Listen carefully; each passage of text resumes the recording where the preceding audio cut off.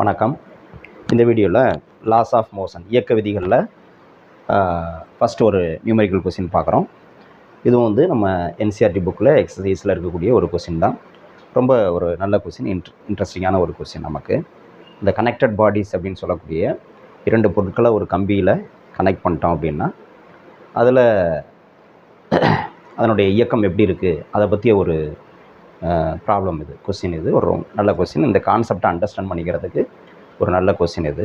பாருங்கள், கொஸ்டின் என்ன அப்படின்னா, 2 bodies of masses 10 kg and 20 kg respectively kept on smooth horizontal surface are tied to the ends of a light string. A horizontal force F 600 Newton is applied to first A then B along the direction of string. What is the tension in the string in each case? தமிழில் சொல்லணும்னா, உராய்வற்ற கிடைத்தள பரப்பில் 10 kilogram மற்றும் 20 kilogram நிறையுள்ள இரு பொருட்கள் ஒரு மெல்லிய கம்பியின் இரு முனைகளில் கட்டப்பட்டு வைக்கப்பட்டுள்ளன. கம்பிக்கு இணையான திசையில் 1 A மற்றும் 2 B மீது F = 600 நியூட்டன் விசை செலுத்தப்பட்டால் கம்பியின் இழு விசையை கணக்கிடுக. இதுதான் கொஸ்டின். ஓகே, இதுக்கான சொல்யூஷன் என்ன அப்படிங்கிறத நம்ம விளக்கமாக பார்க்கலாம். முதல்ல கொஸ்டினை நோட் பண்ணிக்கங்க.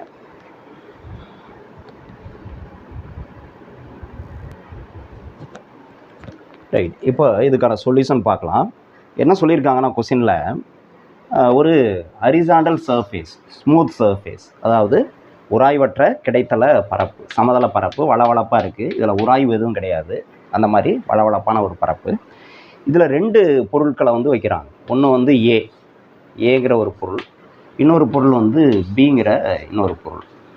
2 பொருட்கள் இருக்குது, 2 ஆப்ஜெக்ட்ஸ். அதில் ஏவோட மாஸ் என்ன அப்படின்னா 10 kgன்னு சொல்லிட்டாங்க. இது வந்து 10 kg. பியோட மாஸ் வந்து 20 kg. இது வந்து 20 kg. இது ரெண்டையும் வந்து என்ன பண்ணாங்க, ஒரு ஸ்ட்ரிங், ஒரு கம்பியினுடைய இரு முனைகளில் அப்படி கட்டிட்டாங்க. லேசான கம்பியினுடைய இரு முனைகளில் அப்படி கட்டிட்டாங்க. இப்போது ஒரு ஃபோர்ஸ் கொடுக்குறாங்க. அந்த ஃபோர்ஸ் வந்து என்னென்னா 2 கேஸ் இருக்குது. முதல்ல வந்து ஏல கொடுத்தா என்ன, பியில் கொடுத்தா என்ன. இப்போ முதல்ல வந்து ஏ எடுத்துக்குவோமே. இந்த இந்த ஏல ஃபோர்ஸ் கொடுக்குறோம் அலாங் த ஸ்ட்ரிங்குன்னு சொன்னாங்க இல்லையா. இந்த கம்பி எந்த திசையில் இருக்கோ அந்த திசையில் தான் பிடிச்சி இழுக்கிறோம். ஸோ இப்போ ஏ கொடுக்குறோம். ஃபோர்ஸ் வந்து என்ன அப்படின்னா 600 நியூட்டன் அப்படிங்கிறத சொல்லியிருக்காங்க. இதே மாதிரி இந்த ஃபோர்ஸை இங்கே கொடுத்தா என்ன ஆகும் அப்படிங்கிறத தனித்தனியாக நம்ம கண்டுபிடிக்கணும். இப்போ முதல்ல இந்த கேஸ்க்கு பார்ப்போம். இந்த கேஸில் இப்போ கொஸ்டின் என்னென்னா, இப்படி இந்த 600 நியூட்டன் ஃபோர்ஸ் வந்து ஏக்கு கொடுத்து இப்படி இழுக்கிறப்ப இங்கே என்ன ஆகும், இந்த கம்பி வந்து என்ன ஆகும், இந்த திசையில் ஒரு இழு விசையை உணரும் இல்லையா. இப்படி பிடிச்சி இழுக்கிறப்ப என்ன ஆகும், நம்ம அக்கார்டிங் டு நியூட்டன்ஸ் தேர்ட் லா இல்லையா, இங்கே ஒரு விசை கொடுத்தோம்னா அதுக்கு எதிர் திசையில் ஒரு விசை வந்து உருவாகும் அப்படின்னு நம்ம படிச்சிருக்கோம் இல்லையா. இப்போ இதை தான் கேட்குறாங்க, இதுதான் கேட்குறாங்க அவங்க. ஓகே, இப்போ இதை கண்டுபிடிக்கணும் அப்படின்னா நம்ம இந்த ஆப்ஜெக்ட், இந்த போர்ஷனை மட்டும் தனியாக எடுத்துக்குவோமே. இதை மட்டும் தனியாக எடுத்துக்குவோம். ஓகே, இப்போ இதில் எத்தனை ஃபோர்ஸ் ஆக்ட் பண்ணுது அப்படின்னு பார்த்தா, ஒன்று வந்து எஃப்ங்கிறத இந்த டைரெக்ஷனில் ஒரு ஃபோர்ஸு, அப்புறம் கம்பியில் இந்த டைரெக்ஷனில் டீங்கிற ஒரு ஃபோர்ஸ் ஆக்ட் பண்ணுது. அப்போ net force according to Newton second law of motion நமக்கு வந்து என்னது, நெட் ஃபோர்ஸ் இல்லையா, தொகுபயன் விசை. இந்த ஆப்ஜெக்டில் ஆக்ட் பண்ணக்கூடிய தொகுபயன் விசை, அதுதான் எஃப் நெட் ஈக்குவல் என்னது, எம் இன்ட்டு ஏ. எம்னா என்னது, இப்போ நம்ம இந்த ஆப்ஜெக்டை பற்றி தான் பேசிகிட்டு இருக்கோம். அப்போ எம்ஏ இன்ட்டு ஏ. ஏன்னா ஏ ஃபார் ஆக்சலரேஷன், முடுக்கம். இதுதான் நமக்கு தேவை. இந்த எஃப் நெட்டுலாம் என்னது, 2 ஃபோர்ஸ் இருக்குது. ஒன்று வந்து இந்த டைரெக்ஷன், ஒன்று வந்து இந்த டைரெக்ஷன். இந்த டைரெக்ஷன் வந்து பாசிட்டிவ் எக்ஸ் ஆக்சிஸோட டைரெக்ஷன், அதை வந்து பாசிட்டிவாக வச்சுக்கலாம். இது வந்து நெகட்டிவ் எக்ஸ் ஆக்சிஸோட டைரெக்ஷன், அதை வந்து நெகட்டிவாக வச்சுக்கலாம். ஓகே, அப்போ இந்த டீங்கிறது பாசிட்டிவ், அப்போ வந்து ப்ளஸ் டி. இந்த எஃப்ங்கிறது நெகட்டிவ் எக்ஸ் ஆக்சிஸில் ஆக்ட் பண்ணுறதுனால அப்போ மைனஸ் போட்டுக்கிறேன், மைனஸ் எஃப். ஓகே, அப்போ எஃப் நெட் அப்படிங்கிறது டி மைனஸ் எஃப் அப்படின்னு சொல்லலாம். இந்த ஆப்ஜெக்டில் ஆக்ட் பண்ணுற தொகுபயன் விசை, நெட் ஃபோர்ஸ் வந்து இதுதான். ஈக்குவல் டு எம்ஏ, இது கொடுத்துருக்காங்க. எம்ஏ வந்து 10 kgன்னு கொடுத்துருக்காங்க. அடுத்து ஏனானது ஆக்சலரேஷன், முடுக்கம். இப்போ இந்த வேல்யூ நம்ம கண்டுபிடிக்கணும். இது கொடுத்துருக்காங்க, கொஸ்டின்லேயே இருக்குது. இது கொடுத்துருக்காங்க, இது தெரியாது.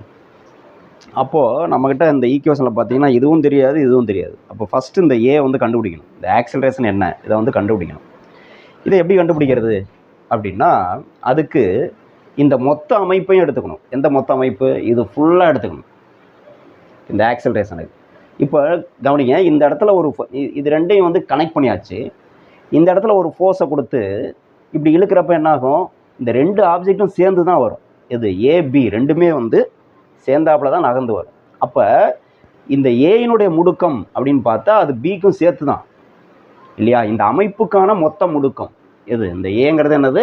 இந்த ஆப்ஜெக்ட் மட்டும் இல்லை, ஏன்னா ரெண்டும் கனெக்ட் பண்ணியாச்சு. இது எவ்வளோ வேகத்தில் மூவ் ஆகுதோ, இப்படி இழுக்கிறப்ப இது எவ்வளோ வேகத்தில் மூவ் ஆகுதோ அதே வேகத்தில் இதுவும் மூவ் ஆகும் இல்லையா? அப்போ இதனுடைய முடுக்கமும் சமமாக தான் இருக்கும். அப்போ இந்த முடுக்கம் கண்டுபிடிக்கிறதுக்கு நம்ம என்ன பண்ணோம்னா, தனியாக எடுக்காமல் மொத்தமாக அந்த அமைப்பு முழுவதும் எடுக்கணும். இந்த அமைப்பு முழுவதும் இப்போ எடுத்துக்கிட்டு இது கண்டுபிடிக்கிறதுக்காக சொல்கிறேன். இப்போ முதல்ல கவனி, இப்போ இந்த அமைப்பு முழுவதும் எடுத்தாச்சு. ஓகே, எடுத்துக்கிட்டு இதில் என்ன புற விசை செயல்படுது அப்படின்னு மட்டும் பார்க்கணும். இந்த அமைப்பில் என்ன புற விசை செயல்படுது? இப்போ இதுதான் அமைப்பு, ஏபி ரெண்டையும் கனெக்ட் பண்ணி வச்சுருக்கோம்ல, இதுதான் அமைப்பு. இந்த அமைப்புக்கு வெளியிலேருந்து நம்ம ஒரு விசை கொடுக்குறோம், ஒரு எக்ஸ்டர்னல் ஃபோர்ஸ் அப்ளை பண்ணுறோம், 600 நியூட்டன். ஓகே, எதுக்காக இப்போ நான் சொல்லிட்டு இருக்கேன்? இப்போ இதெல்லாம் மறந்துடணும், உள்ளே இருக்கிற ஃபோர்ஸ் எல்லாம் மறந்துடணும். அப்போது இந்த ஏ கண்டுபிடிக்கிறதுக்கு ஃபஸ்ட்டு நான் என்ன பண்ணுறேன், இதுக்கு வேணால் ஒரு ஈக்குவேஷன் நம்பர் கொடுத்தோம், ஈக்குவேஷன் நம்பர் 1. இந்த ஏ கண்டுபிடிக்கிறதுக்காக டு ஃபைண்ட் ஏ, இப்போ நம்மளுடைய நோக்கம் வந்து என்னென்னா ஏ கண்டுபிடிக்கணும். அதுக்காக என்ன பண்ணுறேன், இந்த மொத்த அமைப்பு எடுத்துக்கிறேன், அதில் நியூட்டன் செகண்ட் லாவை அப்ளை பண்ணுறேன். இந்த ஈக்குவேஷன் வந்து என்னது, இதுக்கு மட்டும் எழுதணும் இல்லையா? இப்போ வந்து மொத்த அமைப்புக்கும். அப்போ அதுக்கு என்ன formula? F external equal to MA. இது general formula, Newton second law of motion. இங்கே எம்ங்கிறது என்னது? Total mass of the system. Total mass of the சிஸ்டம்னா என்னது? எப்படி எழுதலாம்? எம்ஏ ப்ளஸ் எம்பி ரெண்டையும் சேர்த்து தான் எழுதணும். எம்ஏ ப்ளஸ் எம்பி இன்ட்டு ஏ. இது எஃப் எக்ஸ்டர்னல்.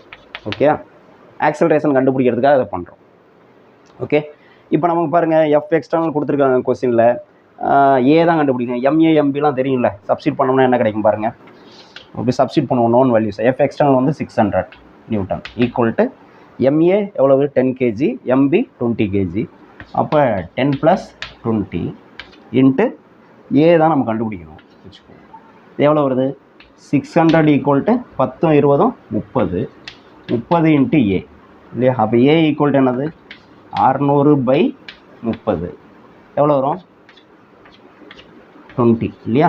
அப்போ ஏ எவ்வளோ கிடைக்குதுன்னா 20 m/s². முடுக்கத்துக்கு அழகு நம்மளுக்கு தெரியும், acceleration, unit of acceleration m/s². அப்போ ஏ வேல்யூ கிடச்சிருச்சு, இந்த வேல்யூ கிடச்சிருச்சு. இப்போ இதில் கொண்டு வந்து சப்ஸ்டிட் பண்ணுவோமா? அப்போ substituting A, value of A, substituting value of A in 1 கொண்டு வந்து சப்ஸ்டிட் பண்ணுறோம்.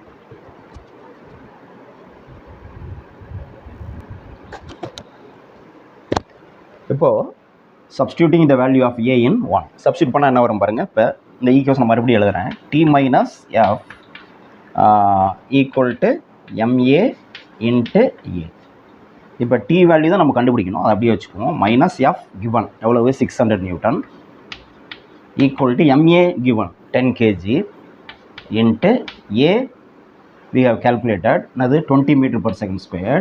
அப்போ என்ன வரும்? T minus 600 equal to 10 × 20 200. T தான் நமக்கு வேணும், டி இந்த பக்கம் வச்சுக்குவோம், மைனஸ் 600 அந்த பக்கம் கொண்டு போவோம். அப்போ 200 + 600 எவ்வளோ வருது? 800. அப்போ டி ஈக்குவல் டு எவ்வளவு? 800.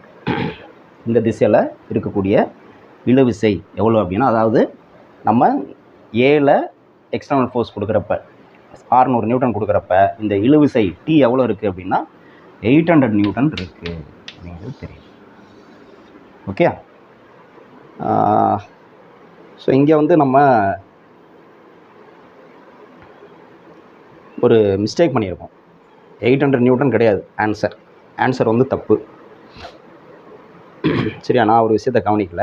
என்ன மிஸ்டேக் அப்படின்னா, இப்போ இங்கெல்லாம் நம்ம வந்து டைரக்ஷன் போட்டிருக்கோம். டி வந்து என்னது? பாசிட்டிவ் எக்ஸ் ஆக்சிஸில் இருக்குது. இது வந்து டீங்கிறது ஃபோர்ஸ், வெக்டார் குவான்டிட்டி. அப்போ அதனால் பாசிட்டிவ் எடுத்துக்கிட்டோம். இந்த எஃப் வந்து என்னது? அதுவும் ஃபோர்ஸ், வெக்டார் குவான்டிட்டி. அது நெகட்டிவ் எக்ஸ் ஆக்சிஸில் இருக்கிறனால மைனஸ் எடுத்துக்கிட்டோம். இந்த எம்ஏங்கிறது என்னது? மாஸ், நிறை. அது வந்து ஸ்கேலார், அதுக்கு டைரக்ஷன் கிடையாது. அப்போ அதுக்கு சைன் தேவையில்லை. பட் இந்த ஆக்சலரேஷன் இருக்குல்ல, முடுக்கம், அது வெக்டார் குவான்டிட்டி. அதுக்கு டைரக்ஷன் இருக்குது, அதோட டைரக்ஷனை பார்க்கணும், அதுக்கு சைன் பார்க்கணும். அதை வந்து நம்ம போட விட்டுருக்கோம். இது மிஸ்டேக். இதை சரி பண்ணுவோம். இப்போ இந்த ஆக்சிலரேஷன் எந்த டைரக்ஷனில் இருக்கும் பாருங்கள். இந்த மொத்த அமைப்புக்கும் அந்த ஆக்சிலரேஷன் நம்ம எப்படி கண்டுபிடிச்சோம், இந்த மொத்த அமைப்புக்கும் நம்ம இப்படி பிடிச்சி இழுக்கிறோம். அப்போ ஆக்சிலரேஷன் எந்த டைரக்ஷனில் இருக்கும், according to Newton second law of motion. Force எந்த டைரக்ஷனில் இருக்கோ அந்த டைரக்ஷனில் தான் ஆக்சிலரேஷன் இருக்கும். நம்ம கொடுக்குற ஃபோர்ஸ் வந்து எந்த டைரக்ஷனில் இருக்குது, இந்த டைரக்ஷனில் இருக்குது. அப்போ ஆக்சிலரேஷன் இந்த என்டையர் இங்கே நம்ம கண்டுபிடிச்சிருக்க என்டையர் ஏ இது எந்த டைரக்ஷனில் இருக்கும் அப்படின்னா இந்த டைரக்ஷனில் தான் இருக்கும். அது எந்த டைரக்ஷன், நெகட்டிவ் எக்ஸ் ஆக்சிஸ் இல்லையா. அப்போ நெகட்டிவ் எக்ஸ் ஆக்சிஸ் அப்படிங்கிறப்ப நமக்கு வந்து இங்கே மைனஸ் போகணும். இந்த ஏ வந்து மைனஸ் நெகட்டிவ், இதை மறக்கக்கூடாது. ஓகேயா. அப்போது இங்கே மைனஸ் வரும், இங்கே மைனஸ் வரும். அப்போ இங்கே மைனஸ் 600 ப்ளஸ் மைனஸ் 200 ப்ளஸ் 600 எவ்வளோ வரும், 600ல் 200 போச்சுன்னா 400. இப்போ ஆன்சர் வந்து என்னது, 400 நியூட்டன். இதுதான் கரெக்ட். ஸோ வெக்டார்ஸ் நம்ம வந்து வெக்டார் குவான்டிட்டிஸ் இன்வால்வ் ஆகிறப்ப அதில் சைன் வந்து ரொம்ப முக்கியம். பாசிட்டிவாக நெகட்டிவாக அப்படிங்கிறது முக்கியம். இல்லைனா நம்மளுக்கு ஆன்சர் வந்து தப்பாக கிடைக்குங்கிறது இது ஒரு எக்ஸ்பீரியன்ஸ் நமக்கு. ஓகே, இதை முதல்ல நோட் பண்ணிங்க. அடுத்த கேஸ் பார்க்கலாம்.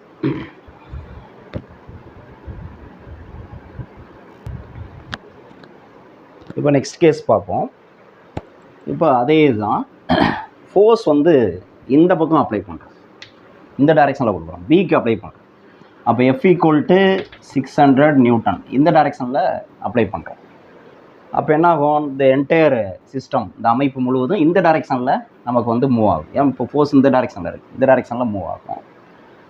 இப்போ நமக்கு இந்த கம்பியில் இருக்கக்கூடிய இழுவிசை எந்த திசையில் இருக்கும், இந்த திசையில் இழுவிசை இருக்கும் இல்லையா. இந்த திசையில் இழுவிசை இருக்கும், இந்த திசையில் எஃப் இருக்குது. ஓகே, இப்போது நம்ம வந்து எப்படி ஈக்குவேஷன் எழுதலாம், இந்த பார்ட் மட்டும் எடுத்துக்குவோம், இந்த பார்ட் மட்டும் எடுத்துக்குவோம். ஓகே, அந்த பார்ட் மட்டும் எடுத்துக்குவோம். இப்போ இப்படி இழுக்கிறப்ப ஆக்சலேஷன் எந்த டைரெக்ஷனில் இருக்கும், இந்த டைரெக்ஷனில் தான் இருக்கும். ஓகேயா, மொத்த அமைப்புமே இந்த டைரெக்ஷனில் தான் வரும், இதை மறக்கக்கூடாது. இந்த பக்கம் ஃபோர்ஸ் அப்ளை பண்ணுறப்ப ஆக்சலேஷன் இந்த பக்கம் இருந்தது, அதனால தான் அதுக்கு நெகட்டிவ் போட்டோம், இதை மறக்கக்கூடாது. ஸோ இப்போ இந்த கேஸ்க்கு நம்ம ஈக்குவேஷன் எழுதுவோம், ஏற்கனவே எழுதுன மாதிரி. என்னது, general formula F net = ma. எம்ங்கிறது இப்போ நம்ம எங்கே வந்து ஃபோர்ஸ் அப்ளை பண்ணுறோம், இந்த ஆப்ஜெக்டை பற்றி தான் பேசிகிட்டு இருக்கோம்.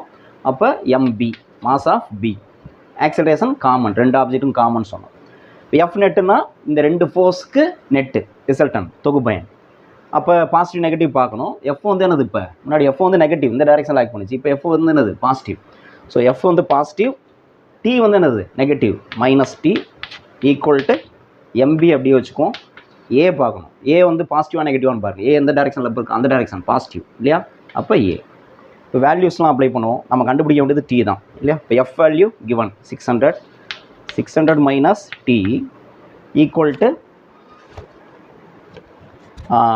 mb வேல்யூ கிவன் எவ்வளோ, 20 kg.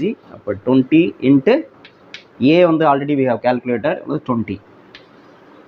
அப்போ எவ்வளவு, 600 - t = 400 வந்துடும். 400 நமக்கு டி தான் வேணும். அப்போது -t அந்த பக்கம் கொண்டு போனால் +t. இந்த பக்கம் 600 இருக்குது, இந்த மைனஸ் அந்த பக்கம் 400 இருக்குது, அந்த பக்கம் வந்ததுன்னா -400. இப்போ 600 - 400 எவ்வளவு, 200ன்னு கிடைக்குது இல்லையா. அப்போ t = இப்போ 200 நியூட்டன். ஓகே, அப்போது ஃபோர்ஸ் இந்த பக்கம் கொடுத்து இழுக்கிறப்ப கம்பியில் இழுவிசை வந்து எவ்வளோ இருந்தது, 400 நியூட்டன். அதே ஃபோர்ஸை வந்து இந்த பக்கம் கொடுத்து இழுக்கிறப்ப கம்பியில் இழுவிசை டென்ஷனல் ஃபோர்ஸ் வந்து 200 நியூட்டன் தான் இருக்குது அப்படிங்கிறது நம்மளுக்கு தெரியுது இல்லையா. ஏன் அப்படின்னா இந்த பக்கம் பிடிச்சி இழுக்கிறப்ப அங்கே எவ்வளோ மாஸ் இருக்குது, 20 kg இருக்குது இல்லையா. அந்த 20 kg மாஸையும் சேர்த்து பிடிச்சி இழுத்துட்டு வரணும். அப்போ இழுவிசை வந்து என்னது, அந்த 20 kg நம்ம இந்த பக்கம் விசை கொடுக்குறப்ப இழுவிசை இந்த டைரெக்ஷனில் இருக்குது இல்லையா. ஸோ அப்போ அந்த 20 kg மாஸ் இருக்கிற பக்கம் வந்து என்னது, இழுவிசை அதிகமாக தான் இருக்கும். அதே இந்த பக்கம் ஃபோர்ஸ் கொடுத்து இழுக்கிறப்ப இந்த பக்கம் எவ்வளோ இருக்குது, 10 kg தான் இருக்குது. ஸோ அப்போ இழுவிசை வந்து என்னது, கம்மியாக இருக்குது, 200 நியூட்டன் தான் இருக்குது. அதில் பாதி தான் இருக்குது தெரியுதா. இதில் இந்த மாஸில் பாதி தான் 10 kg, அதே மாதிரி இந்த இழுவிசையில் பாதி தான் 200 நியூட்டன் அப்படிங்கிறது தெரியுது. அப்போ இழுவிசை வந்து மாறுது, நம்ம எந்த பக்கம் ஃபோர்ஸ் கொடுத்து இழுக்கிறோமோ அதுக்கு தகுந்த மாதிரி கம்பியில் இருக்கக்கூடிய இழுவிசை வந்து மாறுது அப்படின்னு தெரியுது. இது ஒன்று தெரிஞ்சு, இதை நோட் பண்ணி. அடுத்து இன்னொரு முக்கியமான விஷயம், நம்ம என்ன சொல்லுவோம்னா எப்போதுமே according to Newton's third law of motion என்னது, for every action there must be equal and opposite reaction சொல்லுவோம். அப்போ இந்த ஃபோர்ஸ் கொடுக்குறேன் 600 நியூட்டன்னா இதுக்கு ஆப்போசிட்டில் இருக்கக்கூடிய இந்த ஃபோர்ஸ் வந்து எப்படி இருக்கணும், ஈக்குவலாக இருக்கணும் அப்படின்னு சொல்லுவோம்ல, ஈக்குவல் அண்ட் ஆப்போசிட்டாக தானே இருக்கணும். அப்போ இது 600 நியூட்டன்னா இதுவும் 600 நியூட்டன் தானே இருக்கணும். இந்த பக்கம் ஃபோர்ஸ் கொடுக்குறப்ப இது 600 நியூட்டன்னா அந்த இழுவிசையும் 600 நியூட்டன் தானே இருக்கணும். ஏன் நமக்கு வந்து கிடைக்கல அப்படிங்கிற கொஸ்டின் வரணும். இப்போ நமக்கு ஏன் வந்து 600 ஏன் நியூட்டன்ஸ் தேர்ட் லா வந்து இங்கே வந்து அப்ளை ஆகலை, ஃபெயில் ஆகுது அப்படின்னு கேட்கணும். ஏன்னா நியூட்டன் செகண்ட் லா தான் நம்ம இங்கே வந்து அப்ளை பண்ணிகிட்டே வந்துட்டு இருக்கோம். நம்ம ஆல்ரெடி ப்ரூவ் பண்ணியிருக்கோம் நியூட்டன் செகண்ட் லா வந்து நியூட்டன் செகண்ட் லா நியூட்டன்ஸ் தேர்ட் லா ரெண்டும் வந்து முரண்பட்டது கிடையாது, ஒன்றுக்கு ஒன்று ஒபே பண்ணுது அப்படின்லாம் பார்த்தோம். அப்படி இருக்கிறப்ப இப்போ வந்து நியூட்டன்ஸ் தேர்ட் லா அவங்க அப்ளை பண்ணோம்னா ஏன் வந்து நமக்கு வந்து அப்ளை ஆகலை. F = T அப்படின்னு வரணுமே, for every action equal and opposite action அப்படிங்கிறப்ப இந்த ஃபோர்ஸ்க்கு ஈக்குவலாக இது கிடைக்கணும். 600 நியூட்டன்னா இதுவும் 600 நியூட்டன் தானே கிடைக்கணும். ஏன் கிடைக்கல அப்படிங்கிறத பார்க்கணும். ஓகேயா? அப்போ எப்படி நம்ம வந்து இந்த கேஸ்க்கு வந்து அதை அப்ளை பண்ணுறது அப்படின்னு பார்த்தோம். இப்போ இந்த கேஸ்க்கு வந்து கிடைக்கல. F வந்து 600னா T வந்து 400 கிடைக்குது இந்த கேஸ்க்கு. இந்த கேஸ்க்கு வந்து F வந்து 600னா T வந்து 200 கிடைக்குது. 600 கிடைக்கல. ஏன் கிடைக்கல அப்படிங்கிறத பார்ப்போம். இப்போது இதை எரேஸ் பண்ணிக்கிறேன். இப்போ இங்கே நியூட்டன்ஸ் தேர்ட் லா ஒபே ஆகுதா இல்லையா அப்படிங்கிறத பார்ப்போம். இதெல்லாம் எடுத்துறேன், எல்லாமே எடுத்துறேன்.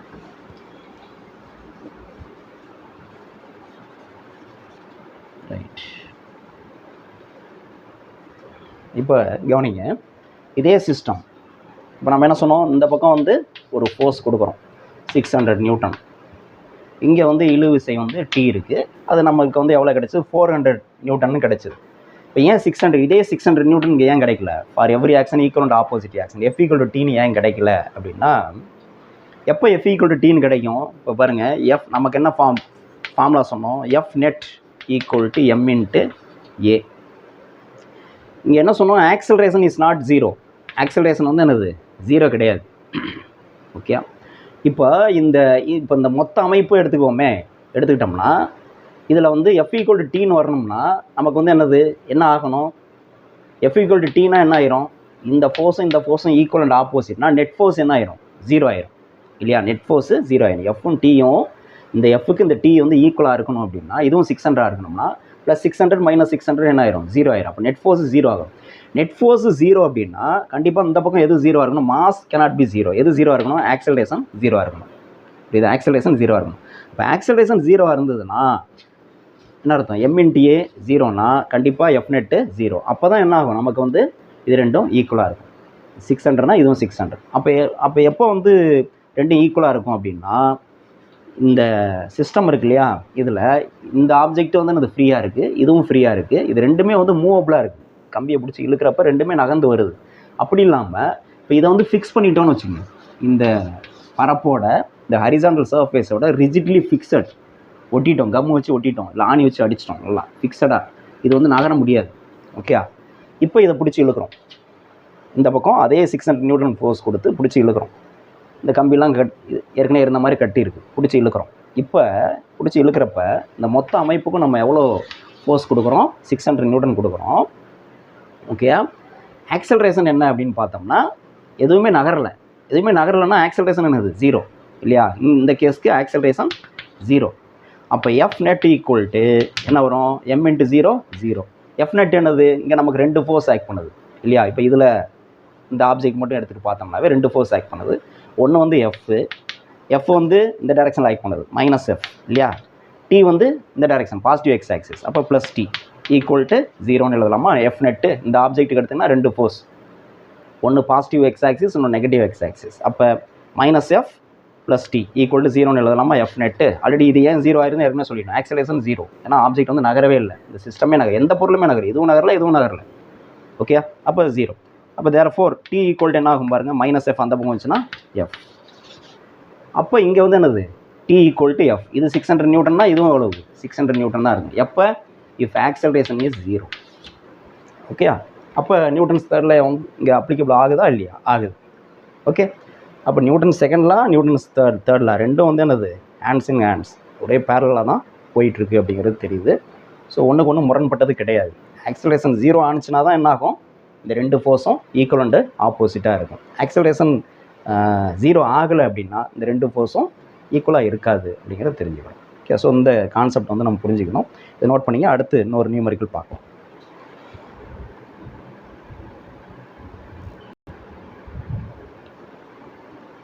இப்போது நெக்ஸ்ட் கொஸ்டின் பார்ப்போம். இதுவும் கனெக்டட் பாடிஸ் சம்மந்தப்பட்ட ஒரு கொஸ்டின் தான்.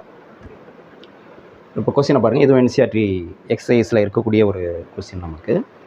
2 masses 8 kg and 12 kg are connected at the two ends of a light inextensible string that goes on a frictionless pulley.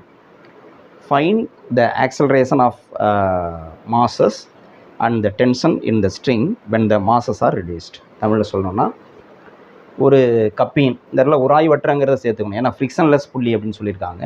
உராய்வற்ற அப்படிங்கிற வேர்டை வந்து சேர்த்துக்கங்க. ஒரு உராய்வற்ற கப்பியின் வழியே செல்லும் லேசான நீட்சி அடையாத கம்பியின் ஒரு முனையில் 8 கிலோகிராம் நிறையும் மறுமுனையில் 12 கிலோகிராம் நிறையும் இணைக்கப்பட்டுள்ளன.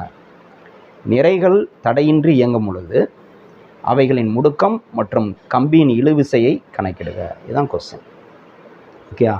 முன்னாடி பார்த்தது வந்து ஹரிசாண்டலாக இருந்தது. அந்த இயக்கம் வந்து ஹரிசாண்டலாக இருந்தது இதுக்கு முன்னாடி பார்த்த கொஸ்டின். இப்போ வந்து இயக்கம் வந்து செங்குத்தாக இருக்கும். அது எப்படின்னு பார்ப்போம். முதல்ல கொஸ்டின் நோட் பண்ணிக்கங்க.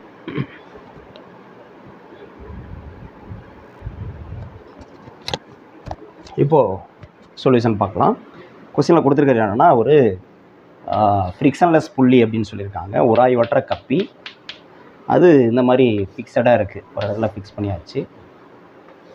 கப்பி புள்ளி அப்படின்னு சொல்லுவோம். அந்த காலத்தில் நம்ம கிணறுல தண்ணி இறக்கிறதுலாம் அந்த மாதிரி யூஸ் பண்ணுவோம். இப்போது இது வழியாக ஒரு இன்எக்ஸ்டென்சிபிள் ஸ்ட்ரிங், லேசான நீட்சி அடையாத ஒரு கம்பி அது போகுது. அதில் ஒரு முனையில் 8 kg மாஸ் வந்து கட்டி தொங்க விட்ருக்கோம். இது வந்து ஏன்னு வச்சுக்குவோம். இது வந்து 8 kg மாஸ். ஓகே, இது வந்து 8 kg 8 கிலோ. இன்னொரு முனையில் 12 kg மாஸ் கட்டி தொங்க விட்ருக்கோம். இந்த இடத்துல 12 kg, இது பின்னு வச்சுக்குவோம். இது 12 kg. ஓகேயா, 12 kg மாஸ். இப்போ நம்ம இதை வந்து ஏதோ ஒரு இடத்துல இப்படி பிடிச்சி ஒரு சப்போர்ட் வச்சுருந்தோம் அப்படின்னா நம்ம பார்க்கும்போது தெரியுது இது 8 kg, இது 12 kg. இங்கே வெயிட் அதிகமாக இருக்கும். இது கீழே பிடிச்சி இழுக்கும். இப்போ கீழே பிடிச்சி இழுக்கிறப்ப என்னது, இது டவுன்வோர்டாக மூவ் ஆகும். இது வந்து என்னது, அப்போர்டாக மூவ் ஆகும் அப்படிங்கிறது தெரியுது. பட் இந்த இடத்துல ஒரு சப்போர்ட் நம்ம வச்சுட்டு தாங்கி பிடிச்சிட்டோம் அப்படின்னா இது வந்து இயங்காது. 2 நிறைகளும் இயங்காது, மூவ் ஆகாது, அப்படியே ஓய்வில் இருக்கும். இந்த கொஸ்டின் என்ன சொல்கிறாங்கன்னா, இதை ரிலீஸ் பண்ணுறோம். இப்படி ஒரு சப்போர்ட் வச்சுருக்கோம்ல, நம்ம பிடிச்சிருக்கோம்ல, அதை வந்து இப்படி ரிலீஸ் பண்ணிட்டோம் அப்படின்னா என்ன ஆகும், ஆட்டோமேட்டிக்காக இது கீழ் நோக்கி இயங்கும், இது வந்து மேல் நோக்கி இயங்கும். பி வந்து will move downwards, A will move upward. இல்லையா? அப்படி மூவ் ஆகிறப்ப ஆக்சலரேஷன் என்ன, நம்ம ஏற்கனவே சொன்னோம். 2 ஆப்ஜெக்ட் கனெக்ட் பண்ணியாச்சு அப்படின்னா இதோட ஆக்சலரேஷன் என்னவோ அதே தான் இதுக்கும் இருக்கும். இதனுடைய முடுக்கமும் சமமாக இருக்குது. இது அப்வர்டாக இருக்கும், இது டவுன்வர்டாக இருக்கும். அடுத்து இழு விசை கேட்டிருக்காங்க. டென்ஷனல் ஃபோர்ஸ். இந்த ஸ்ட்ரிங்கில் டென்ஷனல் ஃபோர்ஸ் என்ன, ரெண்டையும் கனெக்ட் பண்ணியாச்சு அப்படின்னாவே இந்த ஸ்ட்ரிங்கில் இங்கே என்ன டென்ஷனல் ஃபோர்ஸ் இருக்கோ அதே தான் என்னது, இங்கேயும் டென்ஷனல் ஃபோர்ஸ் இருக்கும். ஓகே, இந்த 2 பார்ட்லேயுமே ஈக்குவலாக தான் இருக்கும். இதுதான். இப்போ நம்ம இந்த டி வேல்யூ கண்டுபிடிக்கணும், ஏ வேல்யூ கண்டுபிடிக்கணும். இதுதான் கொஸ்டின். இப்போ நம்ம ஏற்கனவே அந்த ஹரிசாண்டல் மோஷனுக்கு வந்து இது பண்ணல, அதே இதை அங்கே அப்ளை பண்ணலாம். இப்போ இந்த ஆப்ஜெக்ட் எடுத்துக்கிட்டோம்னா இதில் வந்து என்னது 2 ஃபோர்ஸ் ஆக்ட் பண்ணோம். ஒன்று வந்து இதோட வெயிட்டுங்கிறது என்னது, கிராவிடேஷனல் ஃபோர்ஸ் ஆக்டிங் ஆனது ஆப்ஜெக்ட். புவியீர்ப்பு விசை தான் இதனுடைய எடை. அது எப்படி இருக்கும், கீழ் நோக்கி செயல்படும். அதை வந்து நான் F1 வச்சுக்கிறேன். F1 அல்லது FAன்னு வச்சுக்கிட்டாலும் சரி. F1 ஈக்குவல் டு என்னது, mg. எம்ங்கிறது இந்த ஆப்ஜெக்டோட மாஸ், MA அப்படின்னு வச்சுக்கலாம். MA into G. இதுதான் வந்து என்னது, டவுன்வர்டு ஃபோர்ஸ், கிராவிடேஷனல் ஃபோர்ஸ். இது டவுன்வர்டு ஆக்ட் பண்ணும், இது டீங்கிறது அப்போர்டை ஆக்ட் பண்ணும். Okay, right. அதே மாதிரி இங்கே வந்து என்னது, இந்த ஆப்ஜெக்டோட வெயிட் வந்து என்னது, டவுன்வர்டு ஆக்ட் பண்ணும். அதை நான் வந்து F2ன்னு வச்சுக்கிறேன். F2 ஈக்குவல் டு இந்த ஆப்ஜெக்டோட மாஸ் MB இன்ட்டு G இப்படி இருக்கும். இப்போ நம்ம இதுக்கு ஈக்குவேஷன் எழுதுறப்ப எப்படி எழுதணும் பாருங்கள். இந்த பார்ட் மட்டும், இந்த ஆப்ஜெக்டை மட்டும் எடுத்துக்குவோம். அதில் என்ன ஃபோர்ஸ் ஆக்ட் பண்ணுது, என்ன ஆக்சலரேஷன், இதை வச்சு Newton second law of motion நம்ம அப்ளை பண்ணுவோம். என்னது Newton second law of motion என்னது, F net equal to MA. இதுதான் ஜென்ரல் ஃபார்முலா. இங்கே F netனா 2 ஃபோர்ஸ் இருக்குது. ஒன்று அப்போர்டு டென்ஷனல் ஃபோர்ஸ், இன்னொன்று வந்து டவுன்வர்டு கிராவிடேஷனல் ஃபோர்ஸ். அப்போர்டு வந்து பாசிட்டிவ், டவுன்வர்டு வந்து நெகட்டிவ். இல்லையா? இது positive Y axis, negative Y axis. இப்போ இது பாசிட்டிவாக எடுத்துக்குவோம், T மைனஸ், இது டவுன்வர்டு வந்து என்னது மைனஸ், F1 வந்து மைனஸ், இது வந்து F1 ஈக்குவல் டு என்னது எம்ங்கிறது எம்ஏ இன்ட்டு ஏங்கிறது என்னது இந்த ஏ இல்லையா, ஜின்னு போட்டக்கூடாது. ஜிங்கிறது இந்த ஃபோர்ஸ்க்கு மட்டும் தான் அந்த ஜி வரும். இது வந்து என்னது, இப்படி மூவ் ஆகிறப்ப இது எவ்வளோ ஆக்சலரேஷனோட மூவ் ஆகுது, அதுதான் வந்து ஏ. ஸோ ஏ இப்படி வச்சுக்கலாம். இது ஒரு ஈக்குவேஷன். இது ஈக்குவேஷன் நம்பர் 1ன்னு வச்சுக்கோம். இதே மாதிரி இந்த கேஸ்க்கு இந்த ஆப்ஜெக்ட்டுக்கு ஈக்குவேஷன் எழுதுவோம். இதே ஃபார்முலா அப்படி. இங்கே அப்போர்டு வந்து என்னது டி மைனஸ் டவுனோடு வந்து என்னது F2 மைனஸ் F2. இங்கே பாருங்கள், இங்கே ஒரு முக்கியமான விஷயம். நம்ம ஏற்கனவே ஒரு இது மிஸ்டேக் பண்ணோம்ல போன ப்ராப்ளத்தில். அதே மாதிரி இங்கே ஆக்சலரேஷன் வெக்டார் குவான்டிட்டி, அதுக்கு சைன் பார்க்கணும்னு சொன்னல. இந்த ஆப்ஜெக்ட் கீழே வரப்போ இது மேலே போகும். இப்போ ஆக்சலரேஷன் இங்கே வந்து என்னது அப்போர்டாக இருக்குது. அப்போர்டு வந்து பாசிட்டிவ். ஸோ சைன் பார்க்கணும். இங்கே பாசிட்டிவ் போட்டிருக்கோம். கரெக்டாக? ரைட். அதே மாதிரி இங்கேயும் பார்க்கணும். ஈக்குவல் டு மாஸ் வந்து இங்கே எம்பி இன்ட்டு ஆக்சலரேஷன். இங்கே ஆக்சலரேஷன் பாருங்கள், இந்த ஆக்சலரேஷன் இந்த ஆப்ஜெக்ட் கீழே போகும் இல்லையா. அப்போ இதுக்கு வந்து என்னது நெகட்டிவ் டவுன்வர்ட். அப்போ இங்கே வந்து மைனஸ் ஏ வந்துடும். ஓகே, இது ஈக்குவேஷன் நம்பர் 2. இந்த ரெண்டு ஈக்குவேஷன்லையும் பார்த்தீங்கன்னா டி இருக்கும் காமனாக, மற்ற வேல்யூ தான் டிஃப்ரெண்ட். இப்போ இந்த டி ஈக்குவல் டு எடுத்துகிட்டு போனோம்னா அந்த மைனஸ் F1 அந்த பக்கம் தான் ப்ளஸ் F1 ஆகும். அதே மாதிரி இங்கே D equal to minus F2 அந்த பக்கம் எடுத்துகிட்டு போயிட்டோம்னா ப்ளஸ் F2 ஆகும். ரெண்டும் ஈக்குவேட் பண்ணால் அதுலேருந்து நம்மளுக்கு ஏ கிடைக்கும். இந்த ஆக்சலரேஷன் ஏ வந்து கிடைக்கும். டி கேன்சல் ஆகி ஏ கிடைக்கும். இதெல்லாம் நம்ம தியரியில் படிச்சிருக்கோம். அந்த ஃபார்முலா இது ரெண்டுலேருந்தும் ஏ கண்டுபிடிக்கலாம். அதெல்லாம் நம்ம சால்வ் பண்ணி டெரைவ் பண்ணிட்டுலாம் இருக்க முடியாது. இது ரெண்டுலேயும் இந்த ரெண்டு ஈக்குவேஷனையும் சால்வ் பண்ணி நம்ம ஏ எப்படி கொண்டு வரோம் அப்படிங்கிறத நம்ம ஆல்ரெடி படிச்சிருக்கோம். ஸோ அந்த ஃபார்முலா நமக்கு ஞாபகம் இருக்கணும். என்ன ஃபார்முலா அப்படின்னா, இது ரெண்டில் கிரேட்டர் மாஸ் எது கீழ் நோக்கி இயங்குது, ஹெவியாக உள்ள தான் கீழே போகும் இல்லையா, அந்த மாஸ் ஃபஸ்ட்டு வரணும். MP minus MP. இந்த இடத்துல எம்ஏவா எம்பியாங்கிறது எது ஃபஸ்ட்டு வரணும் அப்படின்னா, எதுலேருந்து எதை கழிக்கணும், எது கிரேட்டரோ அதுதான், அதுலேருந்து தான் ஸ்மாலர் கழிக்கணும். அது ஞாபகம் வச்சு மாற்றி போடக்கூடாது. MB minus MA into G by MB plus MA. Okay, இது ஞாபகம் வச்சு. இதுதான் வந்து ஃபார்முலா. இது ரெண்டுலேருந்து வர்றது தான் அந்த ஈக்குவேஷன். இது தெரியணும் நமக்கு. இது இந்த நேரத்தில் டெரைவ் பண்ணிட்டுலாம் இருக்க முடியாது, டைம் வேஸ்ட். தெரிஞ்சிடும். இப்போ எல்லா வேலையும் நமக்கு இருக்குது. சப்ஸ்டியூட் பண்ண வேண்டியது தான். சப்ஸ்டியூட் பண்ணால் எம்பி வந்து எவ்வளோ கொடுக்குறாங்க, 12. அப்போ 12 மைனஸ் எம்ஏ வந்து என்னது 8. 12 minus 8 by 12 plus 8 into G இருக்குது. அப்போ A equal to 12 minus 8 4 by 12 plus 8 20. G value வந்து நான் வந்து 10ன்னு எடுத்துக்கிறேன். சரியா, 9.8 சொல்லுவோம். அப்ராக்சிமேட்டாக அதை வந்து 10ன்னு வச்சுக்கிறேன். அப்போ இது வந்து 10. ஓகே, ஜி வந்து ஸ்மால் ஜி வந்து 10ன்னு வச்சுக்கிறேன். அப்போ எவ்வளோ வரும், இது 2 டைம்ஸு, இது வந்து அப்போ ஏ எவ்வளோ கிடைக்குது, 2 மீட்டர்/செகண்ட் ஸ்கொயர்னு கிடைக்குது. ஆக்சலரேஷன் கண்டுபிடிச்சிட்டோம். ஏ வந்து 2 மீட்டர்/செகண்ட் ஸ்கொயர் அப்படின்னு கண்டுபிடிச்சிட்டோம். இப்போ அடுத்து என்ன கண்டுபிடிக்கணும், இழுவிசை கண்டுபிடிக்கணும். இந்த டி கண்டுபிடிக்கணும். அது ஏதாவது ஒரு ஈக்குவேஷன், இந்த ரெண்டு ஈக்குவேஷன் இருக்குல்ல, அதில் ஏதாவது ஒரு ஈக்குவேஷனில் கொண்டு போய்ட்டு இந்த ஏ வேல்யூயை சப்ஸ்டியூட் பண்ணோம்னா டி கண்டுபிடிச்சிடலாம். அப்போ சப்ஸ்டியூட் இங்கே நான் சப்ஸ்டிடியூட்டிங்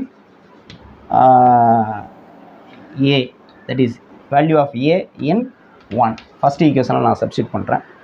அப்போ என்ன வரும், ஃபஸ்ட் ஈக்குவேஷன் பாருங்கள், டி மைனஸ் F1. F1 நம்ம என்ன சொல்லியிருக்கோம், எம்ஏ இன்ட்டு ஜி பார்த்துக்கணும். ஓகே, முதல்ல எழுதிடுறேன். T minus F1 equal to MA into A. Okay, அப்போது டி மைனஸ் F1ங்கிறது என்னது, MA into G, MA into G equal to MA into A. இந்த மைனஸ் இந்த டேர்ம் அந்த பக்கம் எடுத்துருப்போம். இப்போ T equal to MA into A plus MA into G. அப்போ MA காமனாக இருக்குது, எம்ஏ காமனாக எடுத்துகிட்டு மீதி வந்து என்னது ஏ ப்ளஸ் ஜி. அப்போ என்ன வரும், எம்ஏ வந்து கொடுத்துருக்காங்க 8 kg. அப்போ 8 இன்ட்டு ஏ வந்து எவ்வளோ கால்குலேட் பண்ணோம், 2 ப்ளஸ் ஜி வந்து 10ன்னு வச்சுக்குவோம். எவ்வளோ வரும், 8 இன்ட்டு 12, 8 12 96 இல்லையா. அப்போ டி ஈக்குவல் டு 96 நியூட்டன் கண்டுபிடிச்சாச்சு. இதே இது இந்த ஈக்குவேஷனில் சப்ஸ்டியூட் பண்ணாலும் இதே ஆன்சர் தான் கிடைக்கும். இதில் கொண்டு போய் சப்ஸ்டியூட் பண்ணால் F2 வந்து என்னது எம்பி இன்ட்டு ஜி போட்டு இதில் கொண்டு போயிட்டு இந்த வேல்யூவை சப்ஸ்டியூட் பண்ணாலும் இதே 96 நியூட்டன் தான் கிடைக்கும். ஓகே, ஸோ இந்த ஈக்குவேஷன் கரெக்டாக எழுதணும்.